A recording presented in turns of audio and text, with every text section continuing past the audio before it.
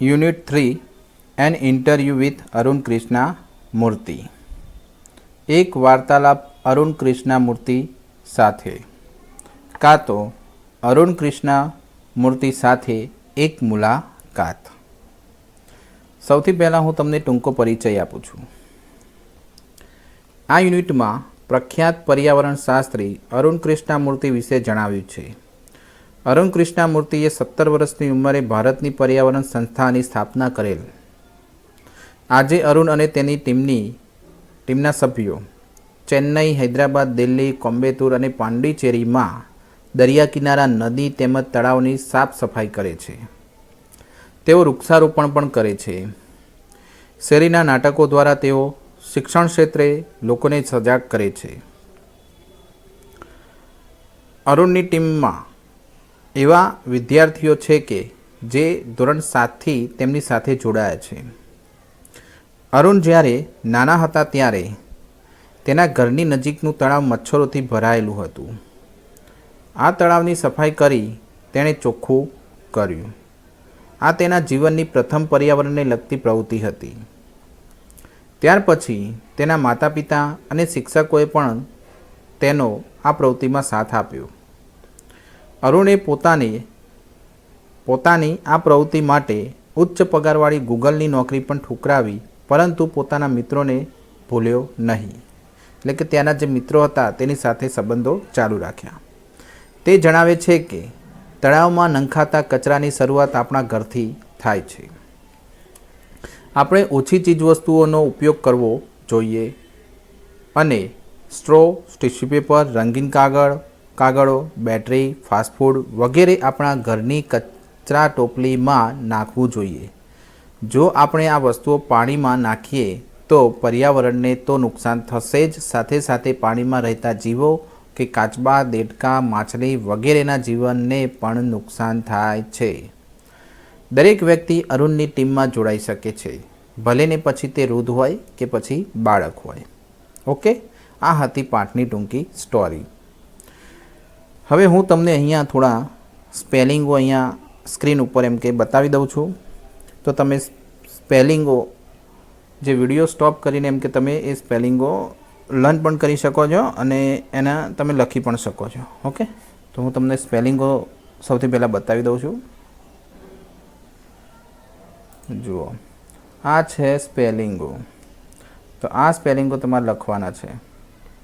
Okay, લખવા હોય તો લખી લેજો, ના લખવા હોય તો તૈયાર કરી દેજો, પરંતુ વિડીયો સ્ટોપ કરીને પહેલાં આ કરી દેજો, પછી તમે એમ કે વિડીયો આગળ જોવાનું સ્ટાર્ટ કરજો.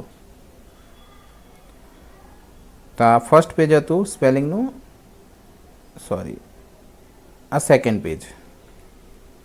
ઓકે, વિડીયો સ્ટોપ કરીને તમે એમ કે આસાનીથી તમે લખી પણ શકો છો, પણ વિડીયો સ્ટોપ કરવાનો. તો ચલો હવે પાઠની શરૂઆત કરીશું. હવે જુઓ, અરુણ કૃષ્ણા મૂર્તિ was just 17 years old when he founded the NGO Environmentalist Foundation of India. હવે જો NGO એટલે કોઈક સામાજિક સંસ્થા થાય. હવે આ કઈ NGO એણે બનાવી છે? Environmentalist foundation of India. હવે અંદર જે શબ્દ વાપર્યો છે ફાઉન્ડેડ એટલે શું થાય? સ્થાપના કરવી. ઓકે, તો હવે જુઓ, અરુણ કૃષ્ણા મૂર્તિએ ફક્ત 17 વર્ષની ઉંમરે, લખ્યું છે ને જસ્ટ 17 years old, 17 વર્ષની ઉંમરે environmentalist foundation of India EFI, શોર્ટમાં એને શું કહેવાય? EFI નામના NGOની સ્થાપના કરી.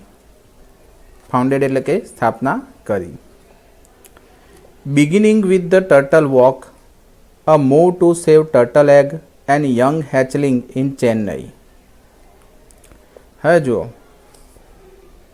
ટર્ટલ વોક, પછી ટર્ટલ એગ્સ એટલે કાચબાના ઈંડા, યંગ હેચલિંગ એટલે નાના બચ્ચા, ઇન ચેન્નઈ એટલે કે ચેન્નઈમાં.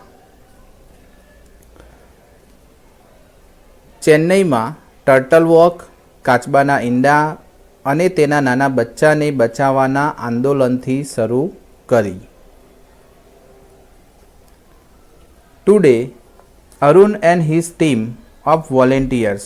Today, Arun and his team of volunteers. Teams of volunteers એટલે volunteers એટલે સ્વયંસેવકો.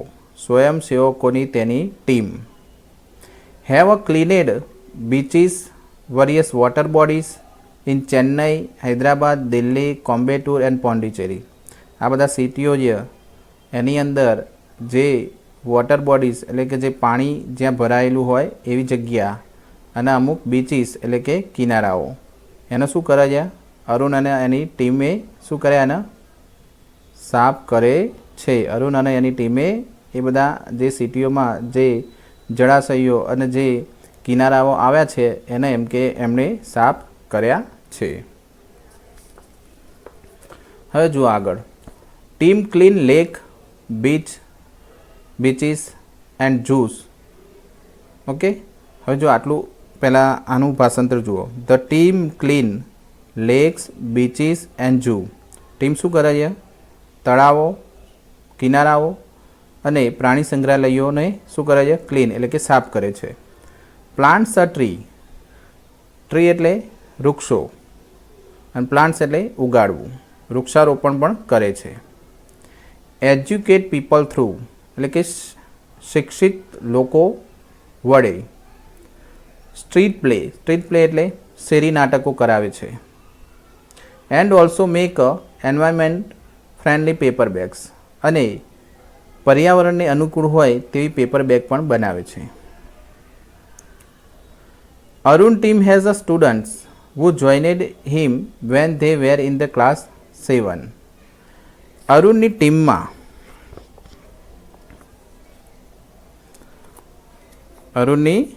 ટીમમાં જે 7મા ધોરણમાં હતા ત્યારથી તેમની સાથે જોડાયા અને જે 7મા when they were in the class 7 જ્યારે 7મા ધોરણમાં હતા ત્યારથી તેની સાથે જોડાયા. And continued to work with him even after a 5 years. અને 5 વર્ષ પછી પણ તેમની સાથે કામ કરવાનું ચાલુ રાખ્યું. 7મા ધોરણમાં હતા અને જોડાઈ ગયા અને એના પછી 5 વર્ષ કામ કર્યું અને એના પછી એમણે કામ કરવાનું શરૂ રાખ્યું હતું. હવે જુઓ આની અંદર આ ચેપ્ટરનું નામ શું છે? Interview with Arun Krishnamurthy. Interview કોણ કહેવાય? સામે સવાલો થયા હોય એના એણે શું કર્યા હોય? જવાબ આપ્યા હોય. તો અહીંયા અલગ અલગ સવાલો એને પૂછવામાં આવેલા છે અને એના એણે ખૂબ સરસ જવાબ આપેલા છે. તેમાં જુઓ સૌથી પહેલો જ સવાલ આપણે જોઈશું. ફર્સ્ટ જુઓ આ રહ્યો. આ ફર્સ્ટ. હવે જો આ ઇટાલિક ફોન્ટમાં દેખાય છે ને તમને એ બધા સવાલો છે અને આ એના જવાબ છે. દરેક જો ઓલરેડી આખા ચેપ્ટરમાં એવું જ હશે. અહીંયા જો આ ઇટાલિક ફોન્ટ આવ્યા તો આ સવાલ છે, આ એનો જવાબ છે. એને જવાબ આપ્યો હોય એ. હવે જો એનો ફર્સ્ટ આપણે પહેલો જે સવાલ આપ્યો છે એને આપણે એના ઉપર જઈશું. With an experience as a child. Okay, experience એટલે અનુભવ, એઝ અ ચાઇલ્ડ એટલે કે બાળક તરીકે, ઇન્સ્પાયર્ડ એટલે કે તમને કેવી પ્રેરણા મળી હતી. You to take up a cause of environment. Tech up the cause of environment. Cause એટલે શું થાય? કોઈ પણ બેડ પરિસ્થિતિ માટે વપરાતો શબ્દ છે. કોઈ પણ ખરાબ હાલતમાં હોય ત્યારે આપણે આ કોઝ શબ્દ વાપરીએ છીએ. એન્વાયરમેન્ટ ખરાબ હાલતમાં છે એટલા માટે આ કોઝ શબ્દ વાપરાયેલો છે. ઓકે, તો આ એન્વાયરમેન્ટ એટલે આનો મતલબ શું થઈ જશે કે એન્વાયરમેન્ટની આવી ખરાબ હાલત છે કાં તો એન્વાયરમેન્ટની હાલત ખરાબ છે એટલે કે એન્વાયરમેન્ટના કારણે એણે શું કર્યું હતું? એણે જ્યારે એ બાળક હતા ત્યારે જ એમને એવો એક્સપિરિયન્સ એટલે કે એવો અનુભવ થયો હતો કે એવી કોઈ પ્રેરણા મળી હતી કે તેઓએ આ એન્વાયરમેન્ટને લગતું કામ કરવાનું શરૂ કર્યું હતું. એક બાળક તરીકે તમારો એવો કયો અનુભવ હતો કે જેને લીધે તમને પર્યાવરણ માટે લડવાની પ્રેરણા મળી. આનો મતલબ એવો થાય, એક બાળક તરીકે તમારો એવો કયો અનુભવ હતો? Which experience as a child, એક બાળક તરીકે તમારો કયો અનુભવ હતો? ઇન્સ્પાયરેડ યુ ટુ, તમને પ્રેરણા મળી. To take up the cases of the environment, કે પર્યાવરણ માટે લડવાની. Okay,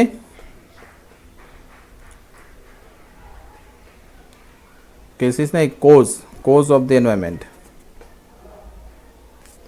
what was your first activity, ને તમારી પહેલી પ્રવૃત્તિ કઈ હતી? હવે જો અંદર જોઈશું. જો ભાઈ ફરીથી એક વખત ના સમજાવ્યું હોય તો હું સમજાવી દઉં. Which experience as a child, એક બાળક તરીકે તમારો એવો કયો અનુભવ હતો કે you to take up cases of cause of environment, કે જેને લીધે તમને પર્યાવરણ માટે લડવાની પ્રેરણા મળી. What was your first activity, તમારી પહેલી એક્ટિવિટી શું છે? હવે જો એ સમજાવે છે. A beautiful lake next to my house, મારા ઘરની બાજુમાં એક સુંદર તળાવ હતું. Which once had a lots of birds, frogs and snake, જેની અંદર lots of birds, frogs and snake, એટલે કે ફ્રોગ્સ એટલે દેડકા અને સાપ અને આવું બધા એમ કે અંદર રહેતા હતા. આ બધા બર્ડ્સ, પક્ષીઓ, ફ્રોગ્સ, સ્નેક્સ, આ બધું ત્યાં રહેતું. વોઝ હેવીલી પોલ્યુટેડ, અને એ તળાવ કેવું થયું હતું? ખૂબ જ ગંદુ થયું હતું, ખૂબ જ પ્રદૂષિત થયું હતું. It led to the spread of mosquitoes and the turned a lovely place into a ugly neighbourhood. હવે લેડ ટુ સ્પ્રેડ, આ લીડનું લેડ છે. લેડ એટલે દોરવણી કરવી એમ. હવે લેડ ટુ સ્પ્રેડ એટલે કે ફેલાવો કરવો. તો શું થતો હતો કે એના લીધે આ મચ્છરોનો, મોસ્કિટો એટલે મચ્છરોનો એમ કે ફેલાવો થતો, અને એ ટર્નેડ એટલે કે બદલાઈ ગયું હતું. શેમાંથી? લવલી પ્લેસ ઇન્ટુ અગલી નેબરહુડ, એટલે કે એ જગ્યા, નેબરહુડ એટલે કે એ જગ્યા સુંદર સ્થળમાંથી એ ગંદા સ્થળમાં એમ કે પરિણમી હતી. ધીસ હર્ટ મી બેડલી, જે મને ગમતું ન હતું. And I wanted to do something about it, અને મને તેના માટે કંઈક કરવાની ઈચ્છા થઈ. I got together with a couple of my friend, અમે લોકો એમ કે અમારા 1-2 કે 3-4 મિત્રો એમ કે ભેગા થયા. ગોટ ટુગેધર એટલે કે ભેગા થયા. And cleaned the pond next to my house, અને મારી ઘરની બાજુનું તળાવ અમે લોકોએ સાફ કર્યું. This was the first activity, આ મારી પહેલી એક્ટિવિટી હતી. આનો પહેલો સવાલ પૂરો થાય છે. બીજો સવાલ. What kind of the support did you get from your parents and teacher, તમારા પેરેન્ટ્સ અને તમારા ટીચર પાસેથી તમને કેવા પ્રકારનો સપોર્ટ કે ટેકો મળ્યો છે? Was there any a conflict between study time and activism, એ એન્વાયરમેન્ટની પ્રવૃત્તિ અને તમારી સ્ટડીનો ટાઈમ હતો એ બંને વચ્ચે કોઈ દિવસ એમ કે મૂંઝવણ ઊભી થઈ છે? વોઝ ધેર એની કન્ફ્લિક્ટ, કાં તો વિસંગતતા ઊભી થઈ છે. કન્ફ્લિક્ટ એટલે વિસંગતતા પણ થાય, ઝઘડો પણ થાય, મૂંઝવણ પણ થાય, કાં તો મુશ્કેલી, મૂંઝવણ નહીં, મુશ્કેલી. હવે જુઓ આગળ. I have a supportive parents who understand that my interest was the environment. શું કહે છે કે મને હંમેશા સમર્થન આપનારા મારા માતા પિતા જાણતા હતા કે મને પર્યાવરણમાં રસ છે. I have a supportive parents who understand, એ જાણતા હતા કે that my interest was the environment, મને પર્યાવરણમાં રસ છે એવું જાણતા હતા. They have never stopped me from, જો અહીંયા કે they have never stopped me from doing what I want. તેમણે કદી મારે જે કરવું હોય મેં કર્યું છે એમાં તેમણે મને કદી રોક્યો નથી. On my part, મારી સાઈડથી પણ હું.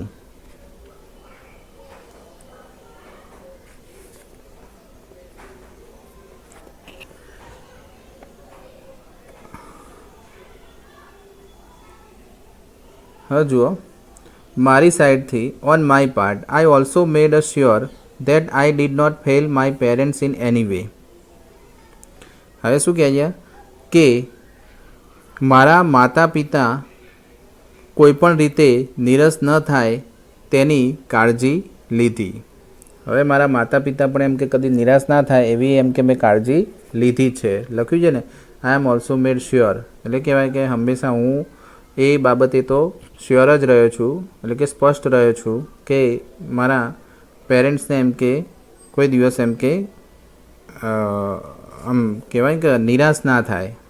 ડીડ નોટ ફેલ એટલે કે મારા પેરેન્ટ્સ કદી નિરાશ ના થાય એ મેં ધ્યાન રાખ્યું છે. I always informed them about everything. હું એટલે શું કહે છે ધેટ આઈ ડીડ કે હું જે પણ કાંઈ કરતો એ બધું જ એમને શું કરતો, ઇન્ફોર્મ કરતો, જણાવતો. And took their advice before jumping into action. કોઈપણ કામમાં ઝંપલાવતા પહેલાં હું તેમની શું લેતો, એડવાઇસ એટલે કે સલાહ લેતો.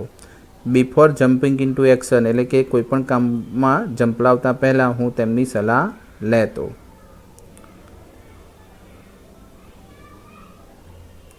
I have a teacher who taught me how to go about things. How to go about things એટલે કે કોઈપણ કામ કેવી રીતે પાર પાડવું. તો અહીં મારા ટીચર હતા જે મને શીખવતા કે કોઈપણ કામ કેવી રીતે પાર પાડવું તેવું મને શીખવતા.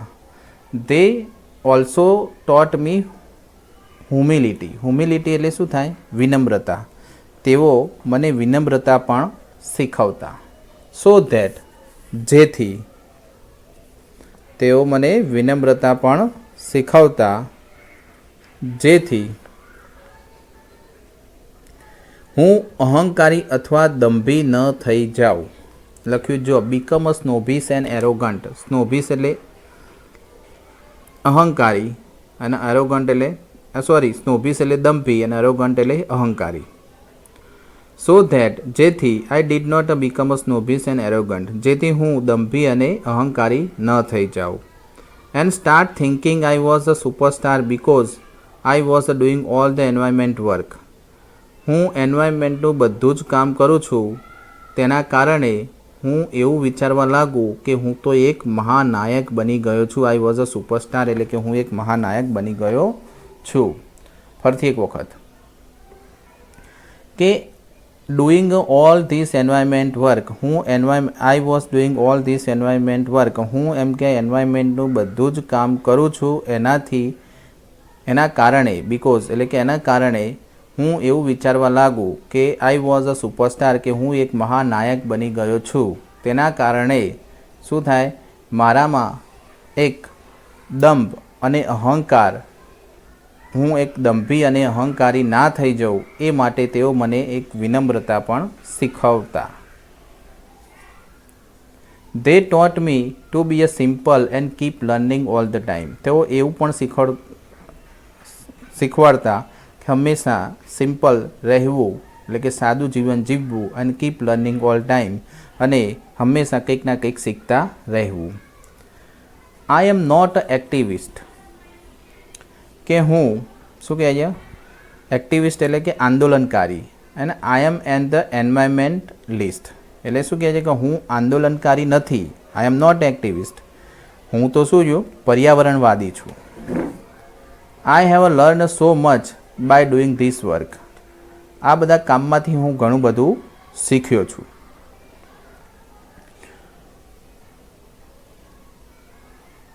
હવે એના પછીનો સવાલ, how did your school and college further your interest.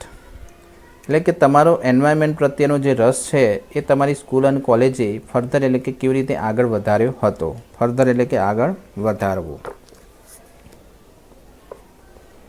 હવે જુઓ, both my school and the college had a plenty of the green cover. Green cover એટલે શું થાય, લીલા વૃક્ષો હોવા. મારી શાળા અને કોલેજમાં બંનેમાં ખૂબ જ લીલોતરી હતી.